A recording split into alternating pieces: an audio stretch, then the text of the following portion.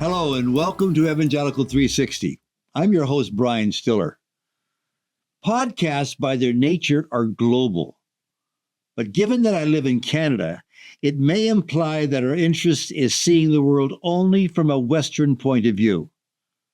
My hope is that as you listen, it'll be informative about the world, at least in other places in which many of us live. And that's why I want to meet my guest today, Joe Handley. His world is beyond the confines of where many of us live. He takes us into the Asian world where the advance of the gospel is beyond what I have ever imagined. But it isn't just its advance that grabs my attention. It's what comes from that world back to us in the West. Joe Handley heads up A3, or formerly known as Asian Access, a network that equips church and marketplace leaders across Asia. There's a new word coming into focus as the global church thinks and strategizes about how missions operate. It's called Polycentric, which is a new way of thinking about leadership, an idea he'll help us understand. And thanks to you for being a part of this podcast. As you listen, when you consider sharing this episode with a friend, and if you haven't, please hit the subscribe button by joining the conversation on YouTube in the comments below. Now to my guest, Joe Handley. Joe Handley, thank you so much for joining us on Evangelical 360 today. It's great to be with you, Brian. Thanks for having me. Joe, I was raised in a generation ahead of you, and for us in our church, missions was central. Those who went as missionaries were our heroes. But life has changed. We have gone through the post-colonial era. The Cold War ended. The economic resurgence seemed to catch the whole world. There's been the rise of Asia, and now we're living in a time of AI and all of those intellectual properties that are changing the world at a time, Joe, when secularism seems to dominate, at least in the West. And so I'm just delighted to have you here today to talk about missions, because people have misconceptions. They have ideas on, well, the gospel is diminishing in its impact globally, which isn't true. The activity of missions is no longer around as it once was. Well, it's different, I'm sure, but it's still around. So having you today is really a privilege and will be an interesting conversation for many of people who follow our program, and I trust for others that'll be introduced to it through this. So thanks, Joe. We'll get into that, but I think it's good for people to know who you are, where you come from. You head up a mission to Asia, which I'm reminded 4 billion of the 8 billion of the people of the world live in the area that you are concentrated in. So give us a bit of a background to you and what makes you tick. Oh, great, Brian. Fun to be with you today, and thank you for the opportunity. I grew up in Southern California and was born and raised in a Christian family. I have a very eclectic background, though. My parents were from Foursquare Church, a Pentecostal church. They had gone to Bible college and met here in Los Angeles. And then I grew up in that ecosystem until I was 9 years old. When I was 9, my dad left that church. He was a lay pastor, and he went full-time into business and did quite well. We went from a Pentecostal church to a Quaker church. And so a completely different atmosphere, as you can imagine. And then I went to a Baptist high school.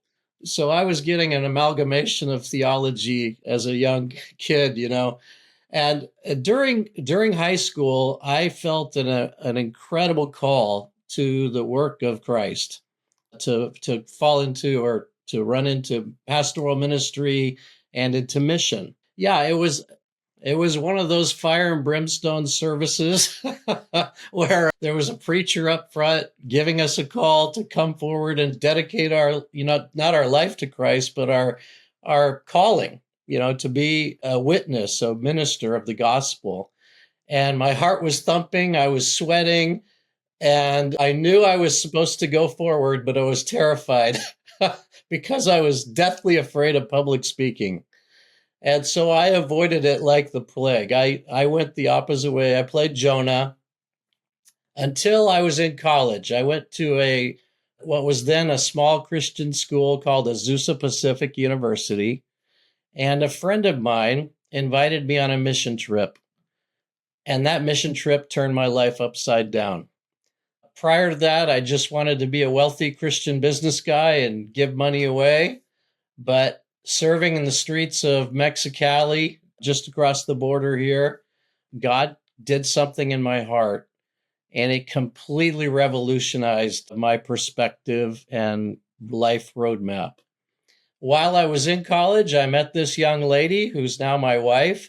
We got married and have been married 35 years. We have 3 children and 2 grandchildren. Um, and our life has been a journey into mission. Even at our wedding, we had all of our family lay hands on us, and the officiating minister commissioned us as ministers of the gospel as a couple. And we have been living that life of mission ever since. I was invited to volunteer for that program that I went on originally and ended up working at Azusa Pacific University for 10 years. 6 months in, they asked me to start the Office of World Mission.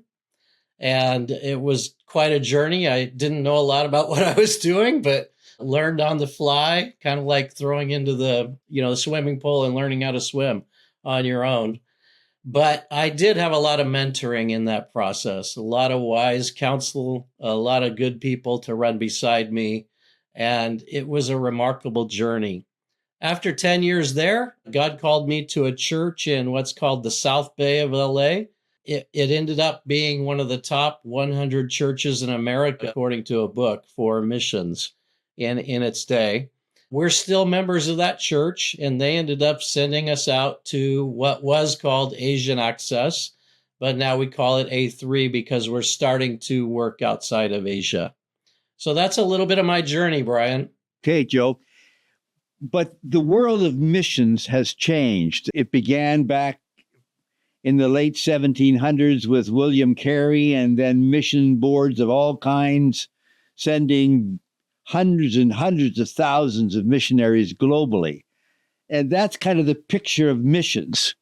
We go from North America or Europe or even elsewhere to full-time vocational life. Is that the way missions is constructed today? It's quite different in some ways. There still is that aspect of mission. Like my wife and I, we still operate on that principle. We raise support for what we do in addition to leading the mission I lead. However, there's been some drastic changes. In 1994, I believe it was, my wife and I took a leave of absence and moved to Istanbul, Turkey to study what the dynamics were in the kind of emergent church of that era of Turkey's development. And I interviewed every Turkish pastor and most of the mission leaders. And what I noticed that year was a significant shift in the center of gravity.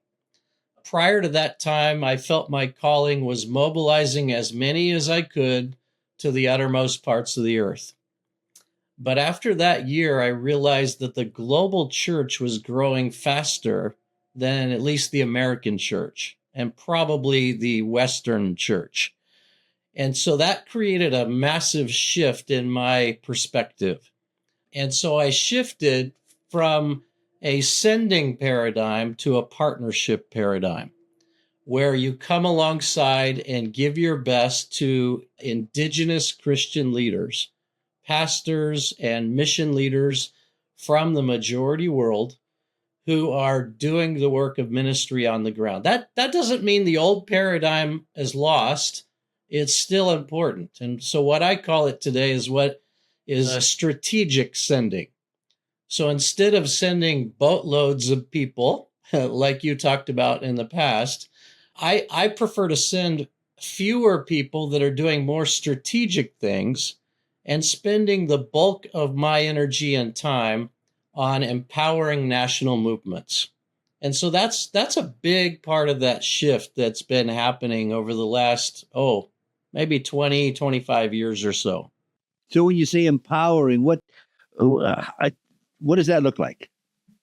So it's different in different contexts. For A3, we do cohorts that equip leaders in small communities. You come alongside 10 to 20 leaders at a time over a 2 to 3 year process and invest your life in them. We recruit practitioners, not academics, at least rarely academics, people that are pastors or on the ground practitioners, even in business, to invest their lives over the course of a week or so, sometimes a weekend, in the lives of key leaders. And just Let me understand. So you are taking a group of people to a certain country to work with 10 or 20 people. Is that, help me understand that's that. correct. Yeah. Yeah. So let's say I'm recruiting you, Brian. You're a seasoned leader in the church, and you worked in the church in Canada for a long time, worked in the Evangelical Alliance. You'd be the exact kind of person that people would be looking for. I was in China years ago, and my colleague said to me, Joe, please send us seasoned veteran pastors. We have no spiritual fathers. And you look in the West today, people love, young people in skinny jeans up front, speaking and talking and writing. But in the global church, Brian, they want guys that look like you, people with white hair or people like me that have no hair, with a little more scars on our, backs and a little more history behind us. They love that experience. And so I would recruit somebody like you, Brian, to go to, say, India and invest your life in 10 to 20 leaders for an entire week. You would live together in the same guest house or resort center, depending on the context, and you'd be life on life mentoring as well as teaching. And the teaching would be more short segment teaching, maybe 20 minutes, 30 minutes, and then dialogue and collaboration and small groups and learning from each other. And that life on life learning is powerful. So that's just one example. There are many other means of doing that empowerment. Some do short-term mission trips. Some do longer-term stays in academic institutions. In A3's case, we do this life-on-life mentoring kind of collaborative learning community space where we'll recruit somebody like you who will invest a week of your life or a couple weeks of your life to empower younger Indigenous leaders.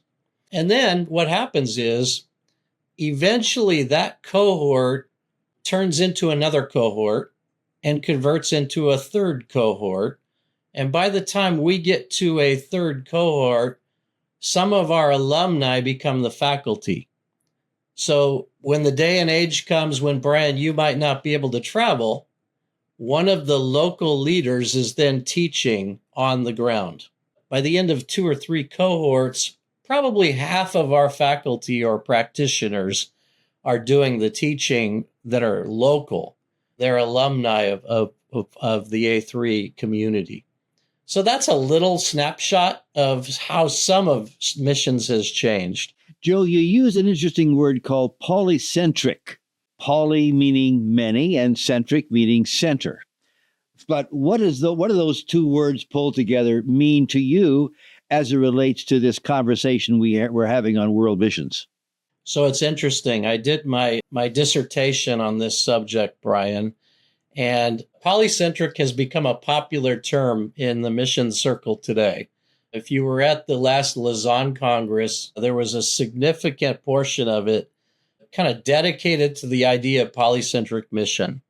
In fact, the way they designed the entire process for developing it, Lausanne 4, was a polycentric, multi-country, multi-region approach to mission. Well, when I looked at this popular new thread, which I'll describe in a second, I realized it's actually not a modern idea. It's been happening from early on in Christian growth. But we have this idea that mission was typically from the West to the rest, so that we'd be sending people from Europe to reach the unreached nations of the world, or from the Americas to reach the world for Christ. So the difference is moving from the West to the rest, which has been kind of the theme of missions in the 20th and 21st century, to from everyone to everywhere. So now today we have missionaries that are going from Brazil to the Muslim world. We have missionaries coming from Korea all over the planet. You have indigenous missionaries from India, like south of India, serving in the north, where there's more unreached people groups. So that's the big idea of polycentric mission, is it's from everyone or everywhere to everywhere, rather than from one center to another. It's polycentric, coming from multiple centers to reach everywhere on the planet. And what's interesting is historically, the idea of from the West to the rest was really never true. It had a lot of energy after World War II, of course.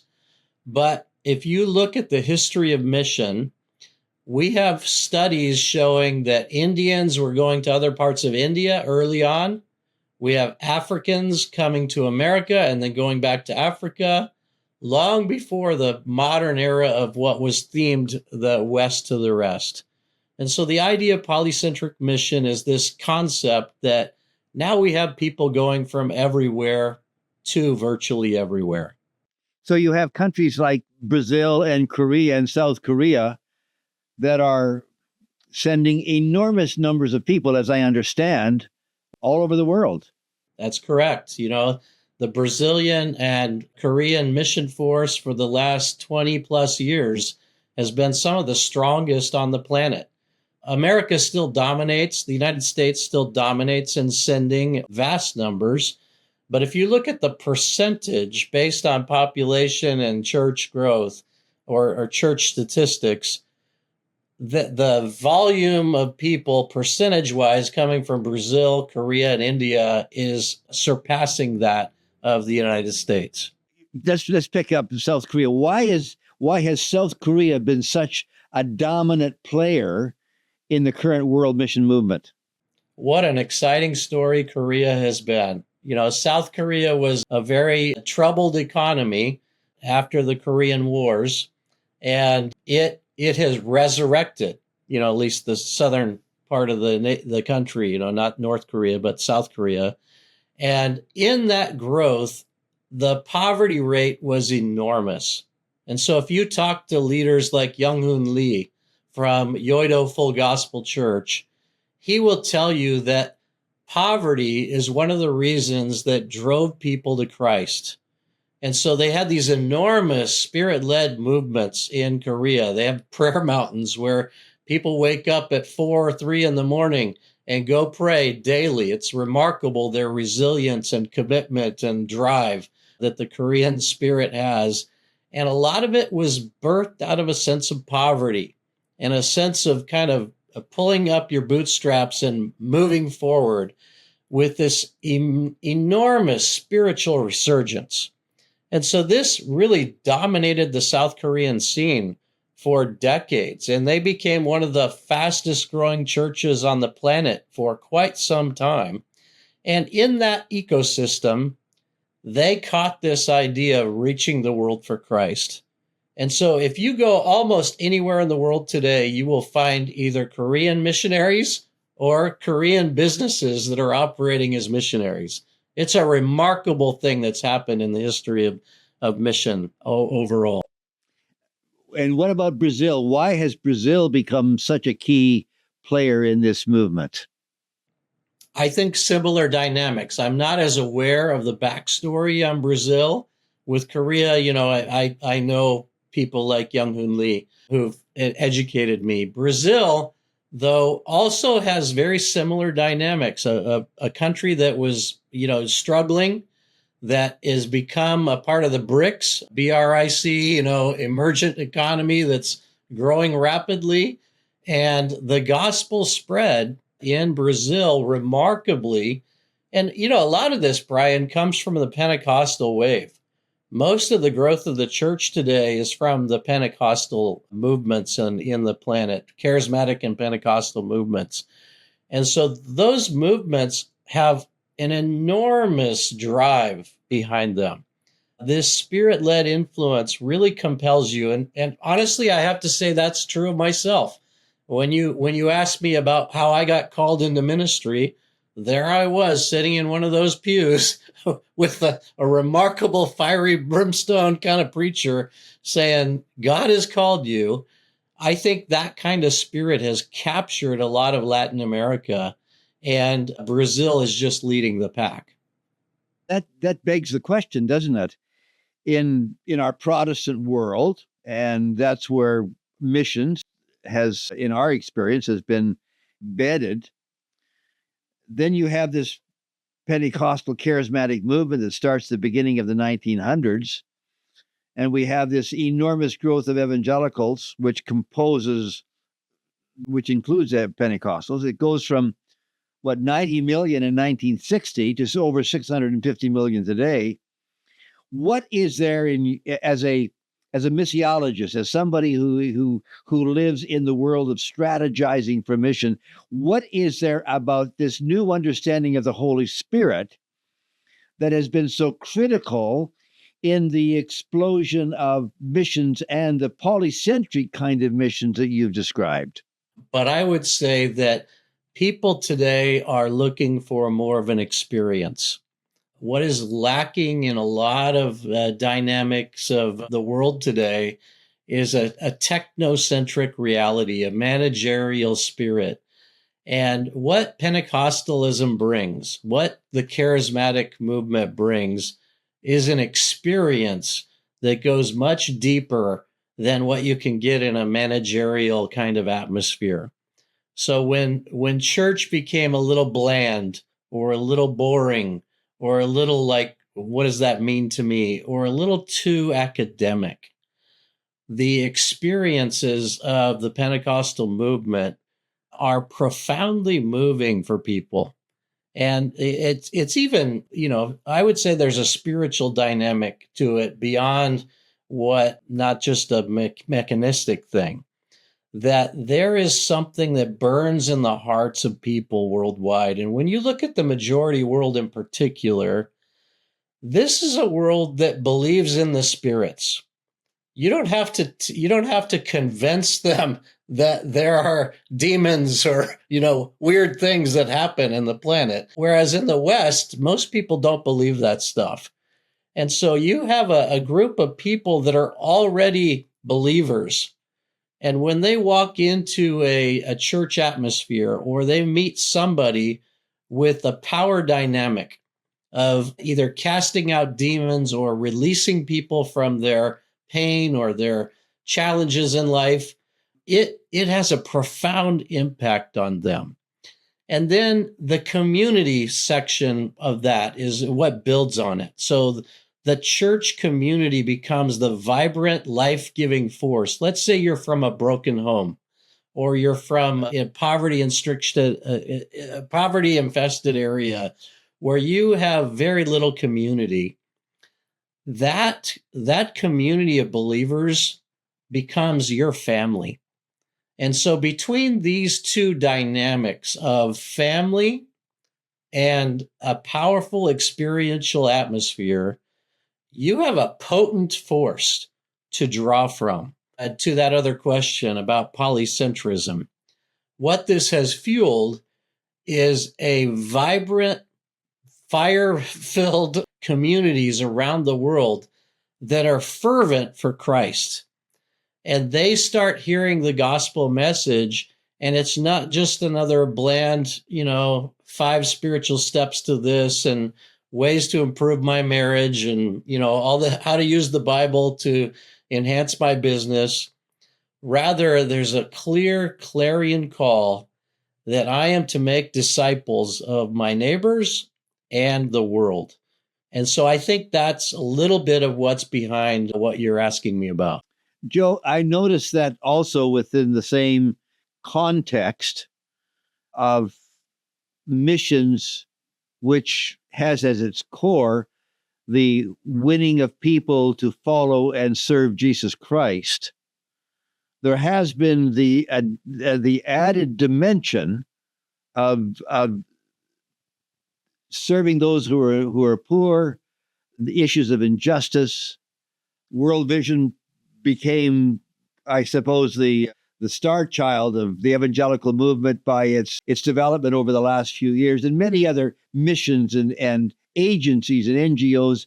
I mean, tens of thousands have sprung up to deal with the justice and poverty issue. So how do the focus on justice and poverty, how does that integrate with this more internal spiritual redevelopment of an individual and their confession of Christ? Do those mix easily, or do they find themselves in divisions one against the other? Great question, Brian. I would say in the West, particularly in the Americas or North America, the dynamic has been more of a division. And we allowed the kind of emphasis of the social gospel and some of the liberal tendencies of academic, theology to influence us to where we separated those two. And you had a whole sector of the church that would only focus on evangelism, discipleship, and church planting, and a whole other section of the church that was only focused on the social gospel, reaching out to the poor, doing justice, doing mercy. And it's fascinating.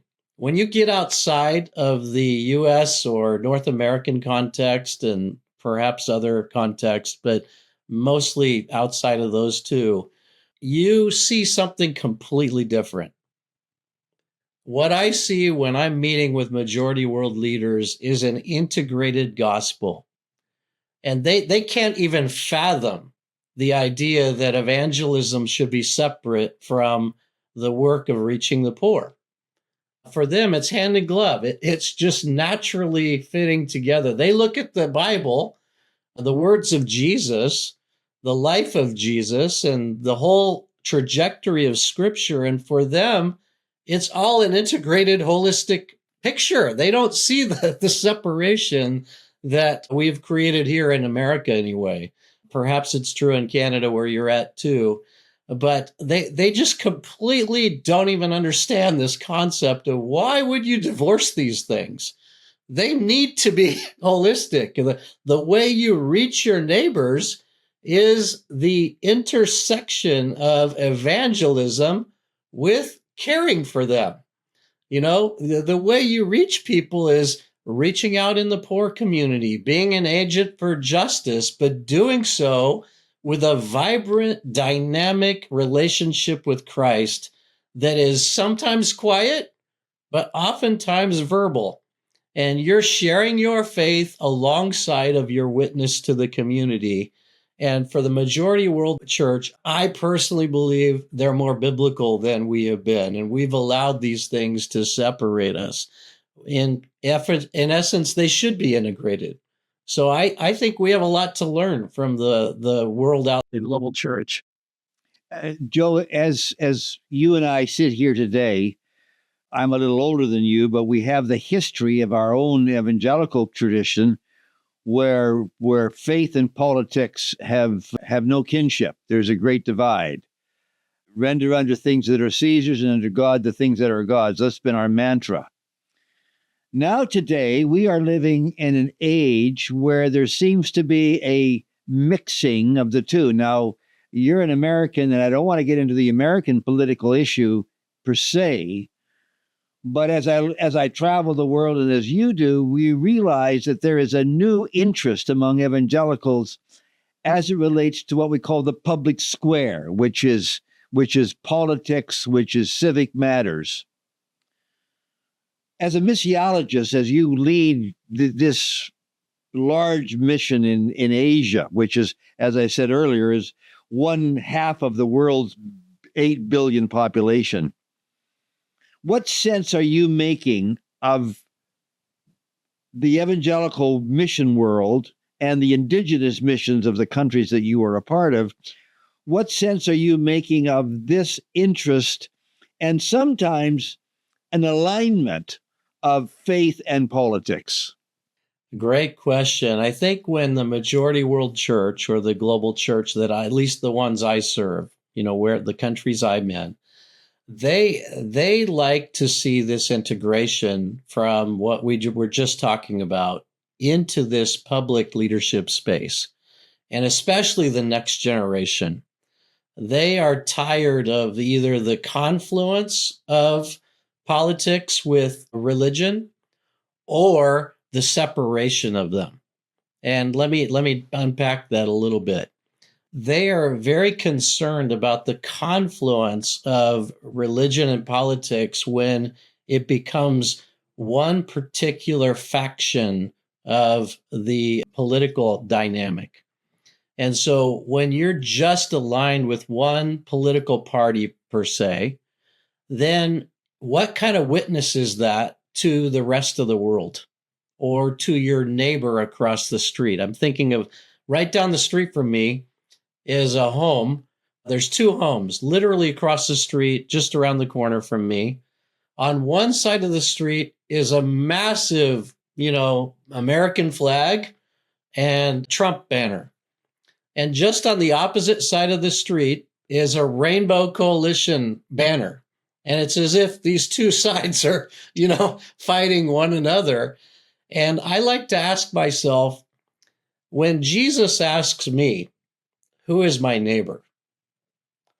How do I answer that question when I have both of these folks as my neighbor?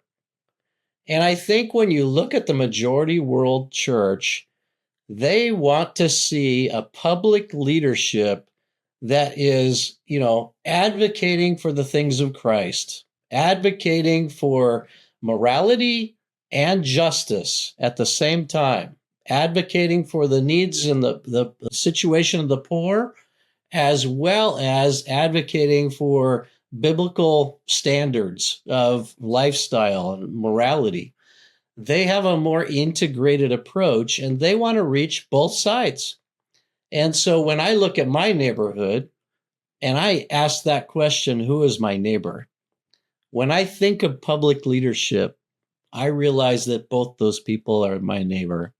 That God has called me to love the Trump supporting community and to love the, LGBT community. And I do that. I try to do that through a vibrant witness for Christ. And in the midst of both, there are times where you have to stand up for biblical principles. And there are things on either side that you can either criticize or compliment. And I find that my friends in places like Sri Lanka or Nepal right now, where there's been massive political, mechanisms and social unrest, they want to see the gospel embedded into the public leadership space. And so I have younger generation leaders I work with that are actually entering the political fray, trying to create either new parties or join a party, but try to do so in a way that will be infused with biblical standards and the gospel message. I don't know if that's what you're after, Brian, but that's what I'm seeing out there. Are you finding, again, Asia tends to be your big backyard? Are those interests, do they end up in battling in culture wars, or is there a real emergence of true kind of heroic leadership that doesn't allow itself to be trapped on one side or the other? I'm fishing for some kind of answer that talks about the engagement maybe differently than what we're seeing here in North America. I think it is different, Brian. I don't think, in many cases, they don't dive into the culture war. Rather, they just try to be the light of Christ and the salt of society in the midst of the public space. That said, that same spirit is not true everywhere. There are countries where the cultural war dynamic is present outside the, US and Canadian atmosphere, for sure. Let me cycle back into the nature of agency ministry. You lead a remarkable NGO, and if evangelicals are good at anything, they're good at being entrepreneurial. Coming up, we see a problem, we create an answer to it. We have a need over here, and we build an agency to respond to that. And so you have around the world, I don't know, hundreds of thousands of agencies and NGOs and ministries that are under the evangelical tent. Given that, do we go our own way, or are there new evidences of partnership that you see emerging in a very to use your word, a very polycentric world? Does polycentrism, strategic in ministry, does it involve in partnership, or does everybody go their own way, doing what's right in their own eyes? Yeah, great question. I think we're in a day and age where people long for collaboration. And part of the spirit of polycentric leadership is this idea of working together so you get rid of inefficiencies. One of the challenge of the entrepreneurial, mantra is that if you just keep starting new things, you're overlapping with other people, at least sometimes. That doesn't mean there shouldn't still be entrepreneurialism. I still think there's a place for it. But it's probably wise to do a lot of homework before you start something up and find out, are there other people in this space, and are they doing a good job? And the spirit of mission today is a spirit of collaboration. There's a drive both within the circles that I swim in are the WEA and the Lausanne movement. I'm in those circles a lot, as well as the Pentecostal World Fellowship. And what I'm seeing is a real interest in more collaboration and a concern that our efforts are overlapping and creating a lot of inefficiencies that aren't necessary. So are we wasting money, wasting kingdom money, doing the same thing in the same space? Why don't we work together? And so I think this interest in collaboration is just starting to really build momentum. It's been around for a while. The partnership movement was begun probably around the early 70s, around the original Lausanne Congress. There was a big drive to have consultations for unreached people groups and collaborative efforts in different countries. And that's starting to infuse everywhere you go. When, like right now, A3 is growing significantly in the central part of Asia. And most of that is with the alliances.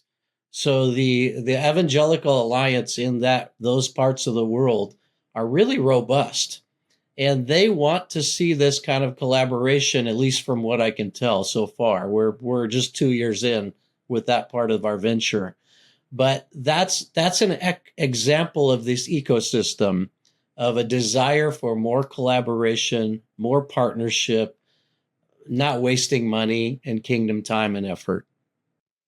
Joe, you've been serving for some time and in a key area. With the world changing, AI is not just on the horizon any longer. It's in our back pool or in our kitchen. What are you looking to? What are you hoping for? What are you seeing signs of as you see this polycentric notion become more dominant in world missions? Yeah, so the onset of AI is quite remarkable, and I know a lot of people are afraid of it. I personally am trying to leverage it. I think that any tool can be used for bad or good, and AI has the same kind of potential in my estimation. So, for instance, let's say I'm trying to dialogue with a colleague in Japan, and not everything I express in English is fully getting through. Well, I can use AI to come up at least with some semblance of Japanese. In fact, we just recently did a big celebration for a 90-year-old leader in our movement from Japan. And there were 3 American leaders, including myself, that did a video for, our friend, because we couldn't be there. And somebody put our video into an AI framework, and I came out speaking flawless Japanese, and my lips were synced to the Japanese, and it sounded like me. I could not believe it. I mean, it's a little scary too. I understand the fear out there, but the potential of that for the kingdom is enormous. And I think that the church should be ahead of the curve, not behind it. Why do we often come in reactionary modes and follow the course of the rest of the world? Why aren't we ahead of the curve?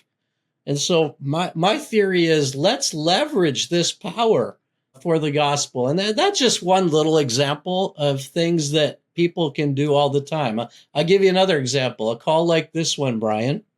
I now set up calls with my colleagues from around the world, and I have a transcript that is built off the call. And I can convert that transcript into a blog, into the voice of my colleague. And this is a colleague whose English is not their first language, and they're not writers. They're not readers and writers. But they are happy to dialogue with me on a Zoom call or a call like this one with Riverside. And we record it. It converts it into text, and I can then generate something in their voice and their tone, and I send it to them for edits. And it's a remarkable way to share the wisdom of the world.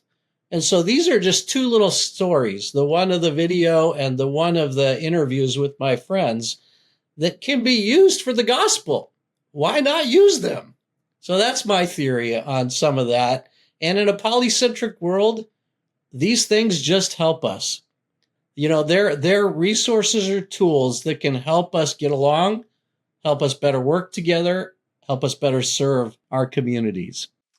Joe, this has been a very rich and fascinating conversation. And as we land, I'm thinking about people who are in somewhere in our generations. I don't want to be caught in one age or another, but I'm thinking of people who have their career, who have children or grandchildren, and who listen to you and ask the question, what can I do? So as a mission strategist and a executive of mission, what would you say to a person as they listen to us now? Get in the game. So step out and step into the world of mission, whether it's your local community or the world. If there's an opportunity to get in the game, do it. I'll never forget, it's a little bit of my story, is I feel like most of us in the world, at least in the American church, were taught a paradigm of church that is come, sit, and listen. And so every week we come, sit, and listen. And that's all we do. But when you step out and get in the game, your life can change. Just like I did taking that trip with a friend to Mexico years ago, it turned my life upside down. I went from a shy, quiet kid that is afraid of public speaking to somebody the Lord has used in multiple places around the world, preaching the gospel in front of crowds. Most of my friends can't believe it because I was so afraid of public speaking. And your life will become alive. Once you step out into the journey of faith and really live out the gospel, the come, sit, and listen paradigm is way boring. And I think if you step into the zone of local outreach, reaching your neighbor, going to the ends of the world on a short-term mission trip, it will energize your life and your faith. And I'm just convinced of it because I'm a product of it, and I've seen it happen over and over again. Why continue to sit in the same boring place week after week when you can be right in the thick of the playing field? And God needs you. You know, he doesn't need us in one sense, theologically, but he has called us. And we are his emissaries and his ambassadors to the world. And so whether you live in Toronto or Tokyo, there's a place for you that God has to serve in your community or in your nation or beyond. And once you step into that space, I can't tell you, you'll be in for the adventure of a lifetime. Joe, thanks for joining us on Evangelical 360. What a joy to be with you today, Brian. Thank you for the opportunity. Thanks, Joe, for joining me today.